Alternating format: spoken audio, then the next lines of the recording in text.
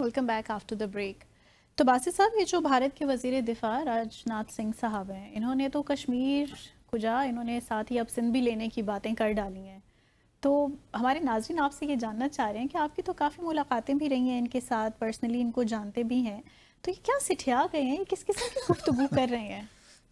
کل کو بولیں گے کہ پورا پاکستان ہی ہمیں دے دو. نہیں تو وہ کچھ لوگ تو پاکستان میں کہتے ہیں نا، اکھنڈ بھارت کا مقصد یہی ہے کہ جو بر صغیر ہے اس کو پھر سے، پتہ نہیں ماضی میں کبھی تھا نہیں تھا، لیکن ایک ریاست ہی بنا دیا جائے. اکھنڈ بھارت کا مقصد تو یہی ہے نا کہ پاکستان اور بنگلہ دیش اور نیپال اور یہ سارے ملک ویسے ہی بنے ہوئے ہیں، کوئی ضرورت نہیں ہے. تو راجناتھ سنگھ بڑے انٹرسٹنگ آدمی ہیں، دھیمے مزاج کے آدمی ہیں ویسے تو، اور ساتھ ہی ان کو دن میں خواب بھی دیکھنے کی عادت ہے. وہ تو اب لگتا ہے اس بیان سے تو اب محسوس ہونے لگا ہے کہ کچھ ایسے باتیں ہونے لگی ہیں کہ دن میں بھی خواب آتے ہیں اب ان کو. لیکن جب میں بھارت گیا تھا نا 2014 میں، تو اس وقت یہ بی جے پی کے صدر تھے. تو ان کی نگرانی میں ہی بی جے پی نے کانٹیسٹ کیا، مودی صاحب امیدوار تھے پرائم منسٹریل، تو پھر بی جے پی کی حکومت بنی. تو حالانکہ یہ بھی کینڈیڈیٹ تھے، پرائم منسٹر کینڈیڈیٹ تھے اس کے، لیکن پھر مودی صاحب کے حق میں فیصلہ ہوا. تو شروع میں راجناتھ سنگھ اور مودی صاحب کے درمیان کوئی اچھے تعلقات کوئی ایسے اچھے نہیں تھے، لیکن پھر بعد میں مودی صاحب نے راجناتھ سنگھ کو اپنا ہوم منسٹر بنا دیا پہلی کیبنٹ میں، تو پھر معاملات ٹھیک ہو گئے. راجناتھ سنگھ کو صاحب کی سمجھ آ گئی کہ جو الیکشن جیتے ہیں ہم، وہ میری وجہ سے نہیں جیتے، وہ تو ہم مودی صاحب کی وجہ سے جیتے ہیں. تو جب آپ کو اپنے پتہ ہو نا کہ آپ کی اسٹینڈنگ کیا ہے، تو then you reconcile with the situation. تو انہوں نے ریکنسائل کر لیا. اب یہ اٹھتے بیٹھتے مودی صاحب کے گن گاتے ہیں، اور ہیں تو ہندوتوا کے ہی لوگ ہیں نا، آر ایس ایس کے ٹرینڈ لوگ ہیں سارے، یہ انہی کے ٹریننگ لے کر اب پالیٹکس میں آئے ہیں سارے لوگ. تو راجناتھ سنگھ بھی یہ خواب دیکھ رہے ہیں. ایک تو انہوں نے کہا کہ جی سندھ کے جو لوگ ہیں نا، وہ ابھی بھی اپنے آپ کو بھارت کا حصہ ہی سمجھتے ہیں، چاہے وہ ہندو ہوں یا وہاں کا مسلمان ہو. اور یہاں تک بھی انہوں نے کہہ دیا کہ وہ دریائے سندھ ہے، وہ اس کو اتنا ہی تبرک کے مبارک پانی سمجھتے ہیں جس طرح آب زمزم ہے. ان کے لیے ان دریائے سندھ کے پانی کی وہی حیثیت ہے. اینڈ ان کا پاکستان کے دریاؤں اور پانیوں پہ بھی آ جاتا ہے. تو چونکہ اب وہ اکھنڈ بھارت کا، ایکچولی میں بھی سچی بات یہ سمجھتا ہوں کہ بھارت یہ صرف اپنی الیکٹرل پالیٹکس سے لے کرتا ہے. اکھنڈ بھارت کوئی ایسا ہے نہیں، کیونکہ وہ 200 ملین مسلمانوں کو نہیں سنبھال سکتے. تو پاکستان کے مسلمانوں کو شامل کر لیجئے، بنگلہ دیش کو شامل کر لیجئے، تو 600-700 ملین کہاں ہے؟ یہ تو پھر ان کے لیے بہت بڑا مسئلہ ہو جائے گا. تو ایک پولیٹیکل آپ کہہ رہی ہے سلوگن ہے، جو کہ وہ آج کل کی ریالٹیز ہیں نا، اس سے مطابقت نہیں رکھتا، یا وہ کوئی ایسا آبجیکٹو نہیں ہے جس کو یہ پرسو کر رہے ہوں ایکٹیولی، لیکن اس کو استعمال ضرور کرتے ہیں اس سلوگن کو، بھارت اکھنڈ کو، تاکہ جو الیکٹرل پالیٹکس ہے اس کا وہ اس سے فائدہ اٹھائے. تو بار بار یہ باتیں. اچھا اب سندھ کو دیکھیے، یہ تو چلیے میں تو اس کو رد کرتا ہوں، اس میں تو کوئی حقیقت ہی نہیں ہے. لیکن جو ایک اور بات راجناتھ سنگھ صاحب نے کہی، میں اس سے اتفاق کرتا ہوں. وہ کیا؟ وہ کہتے ہیں کہ جی سندھ ابھی تو دیکھیے بھارت کا حصہ نہیں ہے، جغرافیکلی نہیں ہے، لیکن کلچرلی اور دلوں کی حد تک تو سندھ بھارت کا حصہ ہی ہے، تاریخ کے اعتبار سے بھی اور نظریاتی اعتبار سے بھی، and so on and so forth. ساتھ میں انہوں نے ایک جملہ لگا دیا آگے کہ دیکھیے جی بارڈرز تو تبدیل ہوتے ہی رہتے ہیں. سندھ اگر آج حصہ نہیں ہے تو خدا جانے، خدا تو نہیں کہا، بٹ کون جانتا ہے کہ آنے والے سالوں دہائیوں میں سندھ دوبارہ بھارت کا حصہ بن جائے. اور سرحدیں تبدیل ہوتی رہتی ہیں. یہ جو سرحدیں تبدیل ہوتی رہتی ہیں، میں اس بات سے پورا اتفاق کرتا ہوں راجناتھ سنگھ کی. میں سمجھ رہی ہوں آپ آگے جو بات کہنا چاہ رہے ہیں. میں مطلب یہ بات بالکل راجناتھ سنگھ صاحب نے 100% صحیح کہی ہے کہ سرحدیں تبدیل ہوتی رہتی ہیں. ویلکم کرتے ہیں. اب میں اس سینٹینس کو ویلکم کرتا ہوں. ٹھیک ہے. ہمارے فارن آفس نے بھی سخت ریاکشن دیا اس پہ. اچھا بعض اوقات اگنور بھی کر دینے میں کوئی حرج نہیں ہوتا اس قسم کی اسٹیٹمنٹس کو، لیکن چونکہ راجناتھ سنگھ ہیں، ڈیفنس منسٹر ہیں، ہاں جی، اور امپورٹنٹ پورٹ فولیو ہے ان کا، مودی صاحب کے بہت قریب بھی ہیں، تو فارن آفس نے مناسب سمجھا کہ بھئی اس پہ ریاکشن دینا چاہیے. ہاں جی، تو فارن آفس نے کافی سخت ریاکشن دیا ہے کہ جی وہی مائنڈ سیٹ ہے جو ملٹری ایڈونچرزم کا اور ہندوتوا کا جو ایک ایجنڈا ہے اسی کو لے کر چل رہے ہیں، اور یہ بالکل انٹرنیشنل لاء کی خلاف ورزی ہے. یہ اس طرح بارڈرز تبدیل کرنے کا سوچیں بھی. تو اس قسم کی بات انہوں نے کی، اور پھر ساتھ میں یہ بھی کہہ دیا کہ جی بھارت کو جموں اور کشمیر کے معاملے میں کچھ سیریس اسٹیپس لینے چاہیے UN سیکیورٹی کونسل کی قراردادوں کو، رادر دین کہ وہ اور کسی اور طرف چلے. چلیے تو ٹھیک ہے، اگر ہمارے فارن آفس نے ریئیکٹ کر دیا تو ٹھیک ہی کیا. I want to know your reaction. اچھا، جو میں سرحدوں والی بات ہے، پہلے اس پہ آتے ہیں. میں تو راجناتھ سنگھ صاحب کی خدمت میں یہی عرض کروں گا کہ آپ نے بالکل درست فرمایا، کیونکہ میں دیکھ رہا ہوں، کیونکہ میں بڑا ویژنری آدمی ہوں نا جی، میرا ویژن بڑا کلیئر ہے. تو میں دیکھ رہا ہوں آنے والی دہائیوں میں شاید سرحدیں تبدیل ہو ہی جائیں. اب سرحدیں کہاں سے تبدیل ہوں گی یہ ایک اہم سوال ہے. بالکل. کیا سندھ جو ہے وہ بھارت کا حصہ بننے والا ہے، یا کچھ اور جو بھارت کے صوبے ہیں وہ کہیں اور جانے والے ہیں؟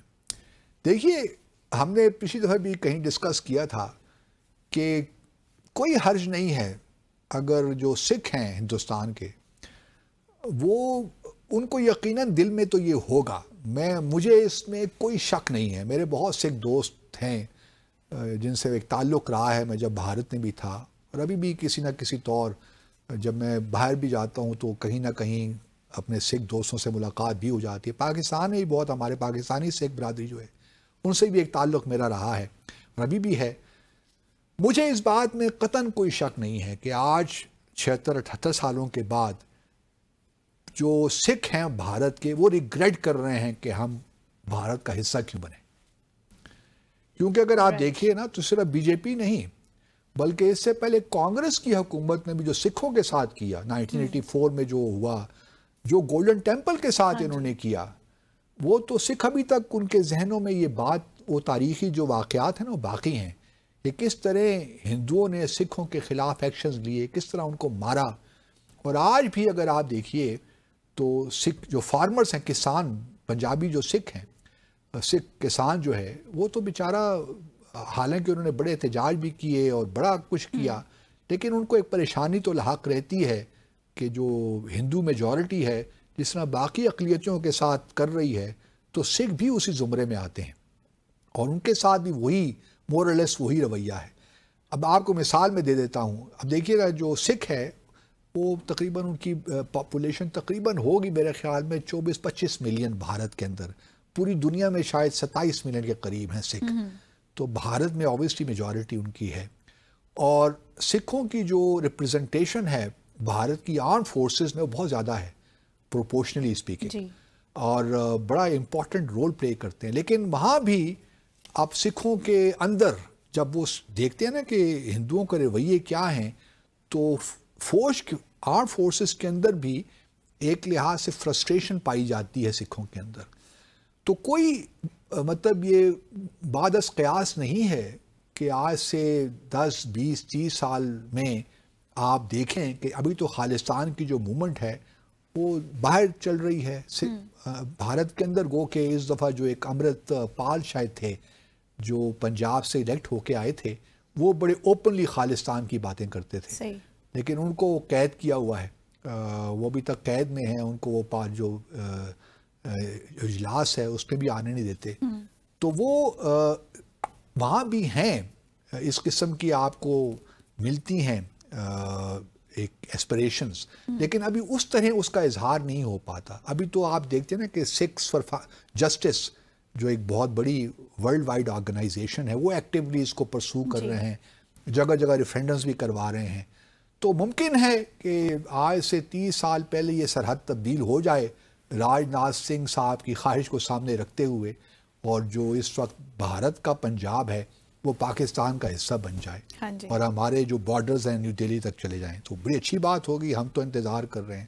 پھر صرف یہی نہیں، راجناتھ سنگھ صاحب کو سوچنا چاہیے کہ ابھی حال ہی میں چین نے بھی اروناچل پردیش کے حوالے سے اپنا کلیم کیا ہے کہ جی یہ سارے علاقے ہمارے ہیں اور بھارت نے تو اس پہ قبضہ کر رکھا ہے. جی. تو ممکن ہے کہ اس طرف سے وہ بھی سرحدیں اوپر سے بدل جائیں ہیں. اور بات یہیں تک ختم نہیں ہوگی. دیکھیے نا ایک طرف لداخ ہے, اس پہ بھی کلیم تو ہے نا چین کا کہ یہ تو جو تبت ہے اس کا حصہ ہے, یہ بھی آپ نے قبضہ کر رکھا ہے. تو یہ بھی پاکستان نے تو بڑا اچھا کام کیا نا. ہم نے 2 مارچ 1963 کو 1963 میں چین کے ساتھ ایک بارڈر ایگریمنٹ کر لیا تھا. اس کے تحت اکسائی چین نے کچھ علاقے ہم نے دے دیے, لیکن چین کا کلیم تو سارے اس علاقے میں, لداخ کے علاقے میں ہے.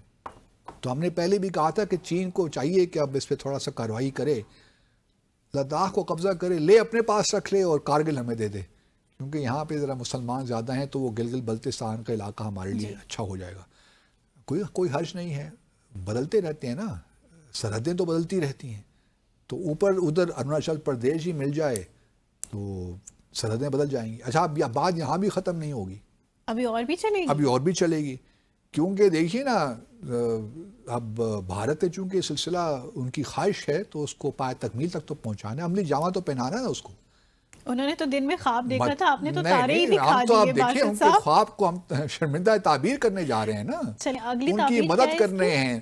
پہلے تو دیکھیے ہم پنجاب میں ان کی مدد کر رہے ہیں, ان کی خواہش کے مطابق جو انہوں نے خواب دیکھا تھا تو اس کو ہم حقیقت کی طرف لے جانا چاہ رہے ہیں. صحیح.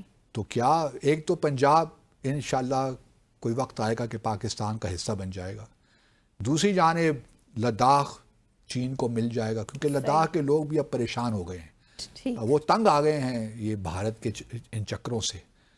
جب سے ان کو یونین ٹیریٹری بنایا ہے, گو کہ پہلے تو ایک تھا کہ لداخ کے لوگ یہی چاہتے ہیں کہ ان کو جموں اور کشمیر سے الگ کیا جائے, اس کو یونین ٹیریٹری بنا دیا جائے, لیکن اب وہاں کے لوگ تنگ آئے ہوئے ہیں. وہ جو وینچک صاحب ہیں, بلکہ پچھلے دنوں خبر بھی آئی کہ ان کو قید کر دیا تھا نا, تو پچھلے دنوں ایک خبر اڑی ہے, مجھے نہیں معلوم کہ ٹھیک ہے نہیں, کہ وہ شاید جیل میں اللہ تعالیٰ کو پیارے ہو گئے ہیں. تو اس کا بھی مجھے علم نہیں ہے, لیکن ایک خبر افواہ اڑی ہوئی ہے. تو وہاں کے جو لوگ ہیں, وینچک صاحب جو لیڈ کر رہے تھے سارے ڈیمانسٹریشنز کو اور پروٹیسٹ کو, وہاں بھی لوگ بڑے تنگ ہیں بھارت سے. کارگل کے لوگ ویسے ہی بڑے تنگ ہیں, وہ تو پاکستان سے جوائن کرنا چاہتے ہیں. ایک تو لداخ, پھر اروناچل پردیش. اب آگے آئیے ذرا نیچے نارتھ ایسٹ سائڈ پہ. اس وقت مثال کے طور پر آپ دیکھیں نا, ویسٹ بنگال سے لے کر میزورام, ناگالینڈ, آپ جہاں بھی, سکم, جہاں بھی جائیے آپ کو پرابلمز ہی پرابلم نظر آ رہے ہیں. اور یہ پرابلم صرف مطلب نیپال کے ساتھ بھی پرابلمز ہیں, بلکہ بھی نیپال نے کل ایک 100 روپے کا جو نوٹ ہے نا, اس کو ری پرنٹ کروایا ہے, اور اس میں جو نقشہ دیا ہے اس میں کالا پانی, لیپو لیخ اور دوسری ایک اور جگہ ہے, مجھے اس کا نام بھول گیا ہے, ان تینوں علاقوں کو اب نیپال کا حصہ قرار دے دیا ہے. صحیح. تو اس پہ بھی بھارت نے کافی سخت, لمپی دھورا شاید نام ہے اس کا, تیسری جگہ کا, تو اس پہ بھارت نے ریئیکٹ کیا ہے. اب دیکھیں یہاں بھی بھارت کے اندر سے ہی یہ خبریں اڑی ہیں کہ امریکہ کا یہ لانگ ٹرم پلان ہے کہ وہ نارتھ ایسٹرن اسٹیٹس میں ایک کرسچن اسٹیٹ کارو آؤٹ کرے.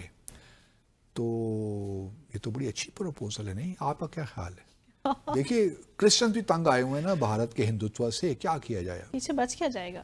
نہیں, کافی ہے, ابھی بھی بہت کچھ ہے. مطلب بھارت بہت بڑا ملک ہے نا, 1.45 بلین لوگ ہیں.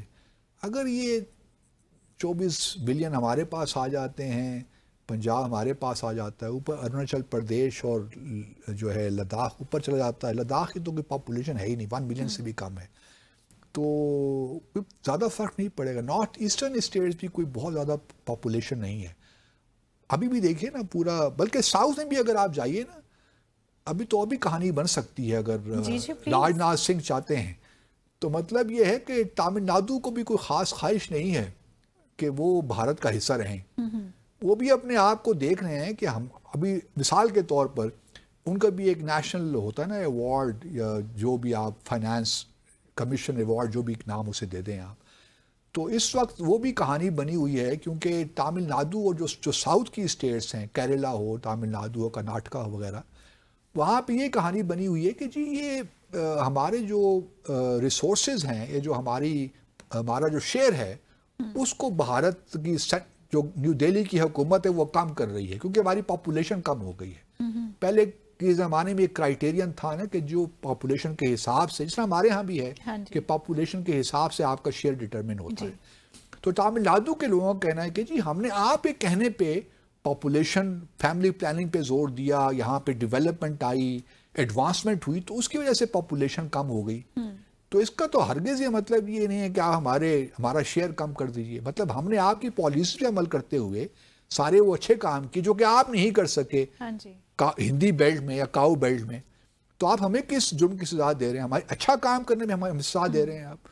تو وہاں بھی کافی گریونسز ہیں. تو تامل ناڈو بھی ایسے بہت بڑی اسٹیٹ ہے. میں تو سوچ رہا ہوں کہ اس کو بھی الگ ہونا چاہیے. بلکہ یہاں تک بھی جو کہ وہاں کی فلم انڈسٹری ہے وہ بالی ووڈ سے بھی کہیں آگے نکل گئی ہے. تو وہاں پہ جو فلمیں بنتی ہیں وہ تو اب بالی ووڈ کو بہت پیچھے چھوڑ دیا ہے. تو تامل ناڈو میں بھی کہیں نہ کہیں یہ خواہش تو ہوگی میرے خیال میں. جانا پڑے گا وہاں پہ، دیکھنا پڑے گا. گیا تو ہوں میں ایک دفعہ، لیکن اب دوبارہ جانا پڑے گا. لوگوں کو ذرا انٹرویو کریں گے کہ بھئی کیا یہاں پہ سینٹیمنٹ کیا ہے. تو تامل ناڈو بھی ایک الگ اسٹیٹ بن سکتی ہے. پھر کب جا رہے ہیں؟ چلتے ہیں اگلے سال انشاءاللہ. اوکے. سو اسی خوبصورت پروپوزل کے ساتھ اور راجناتھ سنگھ صاحب کو جو خواب دیکھنے کے عادی تھے ان کو کس طرح سے تارے دکھا دیے باسط صاحب نے، اسی کے ساتھ آج کے ڈیسائفر کا وقت اب یہاں ختم ہو چکا ہے. اپنے ناظرین سے لیں گے اجازت. اللہ حافظ.